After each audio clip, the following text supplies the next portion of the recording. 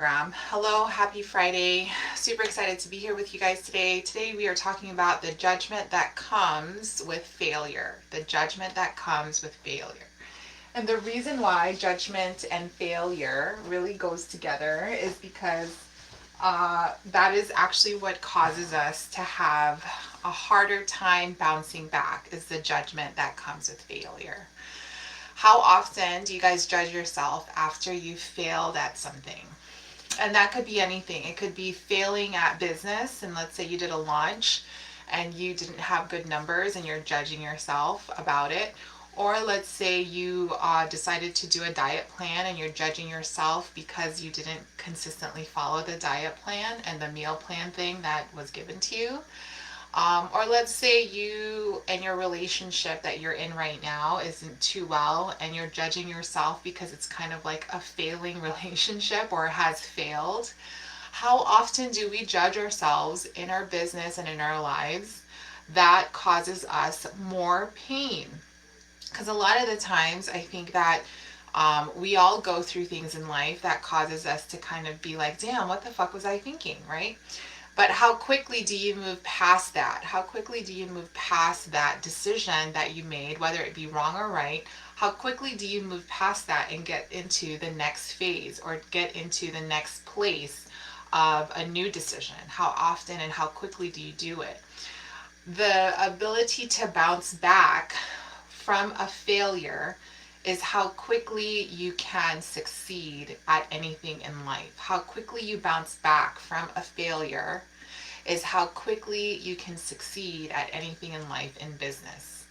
I'm going to say it again. How quickly we bounce back from life and business is how quickly we can receive success in our life and business. Because a part of life is making mistakes. A part of life is going through the bad decisions.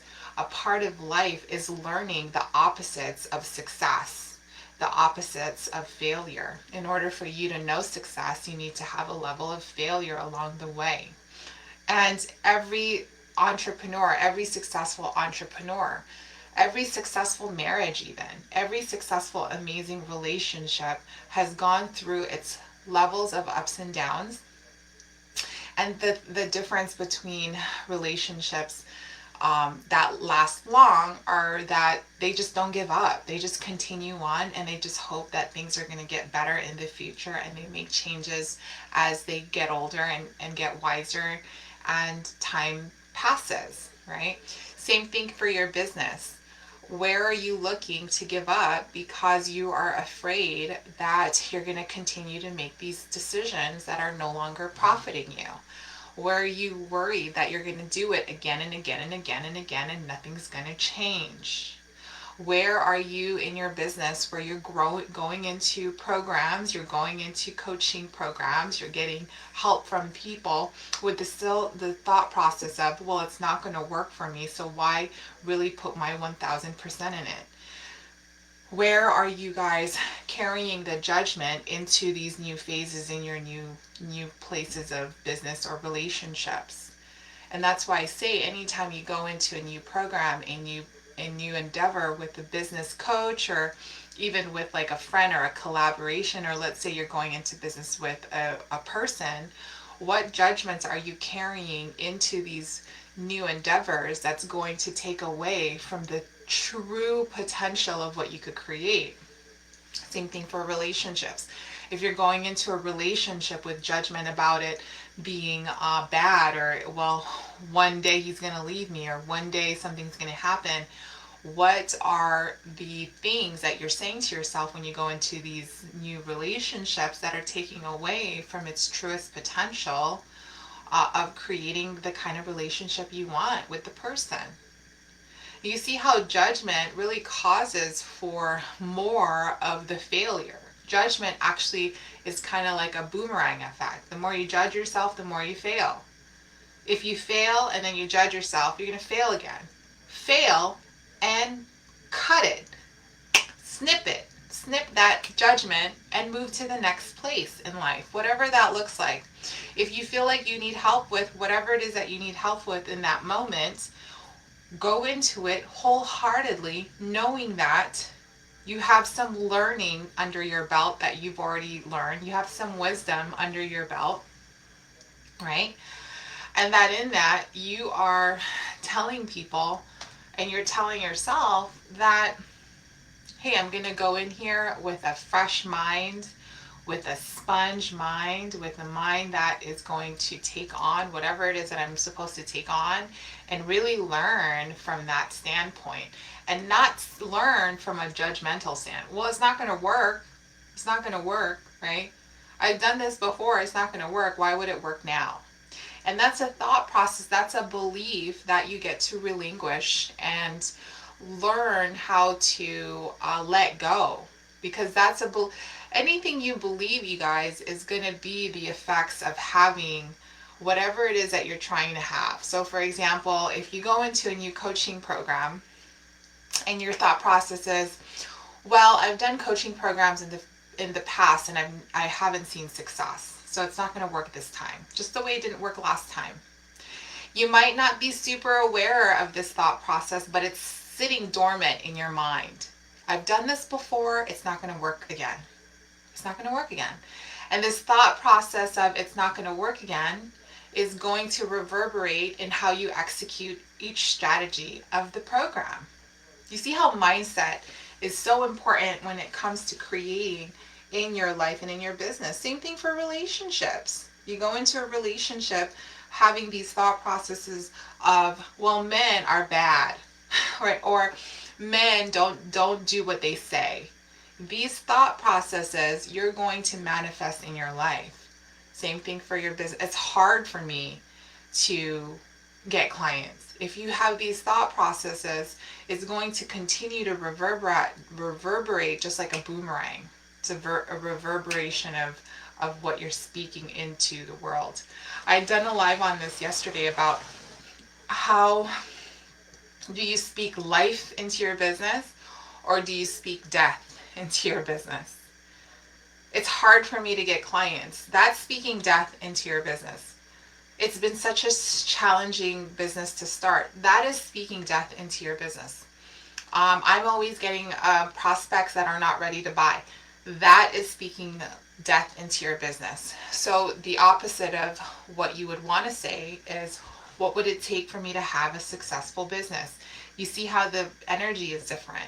You're also asking the universe to support you in a way that you want. You're consciously asking in a way that is profitable for you. What would it take for me to attract clients that are just ready to go, ready to buy, and have the money to invest? What would it take for me to have these kind of amazing clients? What would it take for me to have a successful romantic relationship in my life? What vibrational energy do I need to become so I can attract the relationship I ultimately want? What vibrational energy can I become to attract the clients that I ultimately want? What vibrational energy do I need to become to attract 10K, 50K, 100K in my life? What vibrational energy can I become? ... Fill in the space, fill in the blank. What vibrational energy can I become, can I raise my energy to, so that I can have ... Fill in the space, fill in the blank. Do you see how switching up your thought process, switching up your position in the causal of your life actually causes you your life, right? Switching up the perception, your positioning causes you to cause your life. Now, if you come from judgment, you know, oh man, I knew it wasn't going to work. Oh man, it was a waste of money. Oh man, I knew this wasn't going to work again for the millionth time. Oh man, I knew this relationship wasn't going to go anywhere for the millionth time. Oh man, I knew that, you know, this person was going to do this because they're fucking whack. Oh man, judgment. Oh man, judgment. Damn, she did that again, judgment. How often do you pour love into your life and business? How often do you speak love and light into your business? How often? Okay? How often do you judge your business? I knew it. It's October and I haven't gotten any clients. I knew this isn't going to work. How often do you judge your business? How often do you judge yourself? I'm not budgeting. I'm a bad business owner. How often do you judge yourself, you guys? Be super accountable in this, because the way you speak about your business, the way you speak and feel about your business is the results you get. It's a boomerang effect. Even if you have to say, I love my life and business, just so that you can start changing and shifting the energy in the business and in your life and in your relationships. I love the relationship I have with my kids. I love the relationship I have with my husband, my sisters, my mom. Thank you so much. Thank you so much for my healing. Thank you so much for my fast and quick healing. But very rarely do we want to thank anything for anything if we don't see the proof of it, right? We're always asking for this proof. Well, I need to see the proof. I don't see proof. If I don't see proof, it's not real, right? If I don't see proof, why am I going to say thank you for it? And what energy is that? That's a judgment energy. Well, I don't see it, so I can't think nothing for it. But what are we? We're spiritual beings living in a physical body, creating life in a physical world. But life starts in the unseen. Life starts from energy. Life starts through spirituality. And that's why merging spirituality and business for me is so important. Because in this, you really learn the origination of all things. How do you see yourself rendering the business? Do you judge it?